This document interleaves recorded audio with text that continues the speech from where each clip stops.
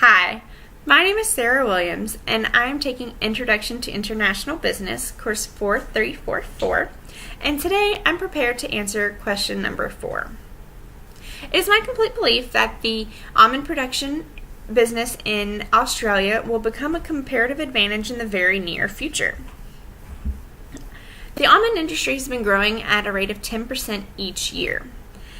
It is projected that from the year 2006 all the way to the year 2025 that the almond industry will have grown approximately 50%. In the year 2016 alone, the almond industry grossed $900 million a year. And it is projected going forward that the almond industry will gross $1 billion plus the 10% each year. So to give you an idea of comparison from the almond industry to the other productions that Australia has, the almonds return a gross revenue of $20,000 to $30,000 per nectar each year versus $5,000 to $7,000 a hectare of the grains. And if you compare that to rice, the almond industry grosses $2,000 to $3,000 per megaliter of water, whereas rice only produces approximately, it's only in the several hundreds of dollars. So there's a very large variance there.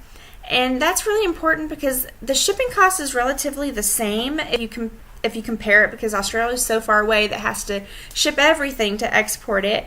And the percentage of the shipping cost is low for the almonds compared to the rice and the grains. So that's more money that if you think about it, that it's allocated to go back into the almond industry, to go back into labor, to go back into the research and development, to go back into the product, to go back into the production and equipment aspects of the almond industry.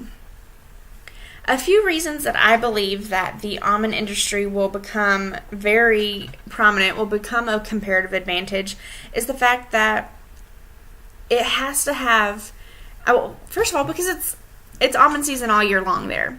The climate is so great, the weather is perfect for almond growing, and it's a slow return investment, but they plant more and more each year, and they've timed it perfectly so that where it's colder in the northern regions where they can't quite produce those almonds, that's when Australians kick it into gear and say, hey, here's all of our almonds. It's perfect for the Christmas trade, for going into Christmas season, and who doesn't get nuts in their stockings at Christmas time? That's kind of the standard, right? And if you look at the aisles in every department store, you'll see nut baskets and almonds and chocolate-covered almonds, and it's perfect so that they kind of just push out things at that time of the year when places like California and other industries can't quite get there.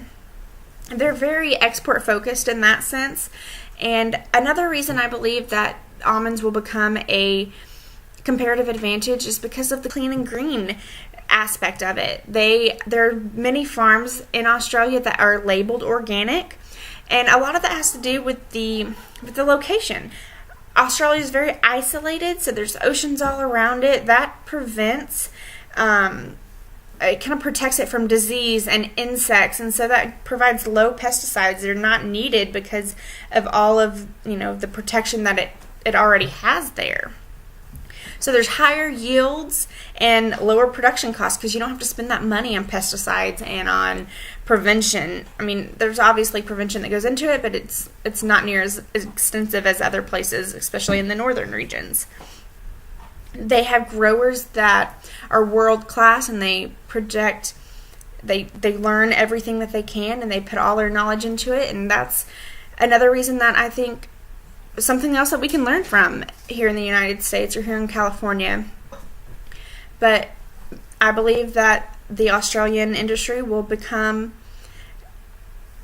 have an almond production for comparative advantage. Thank you.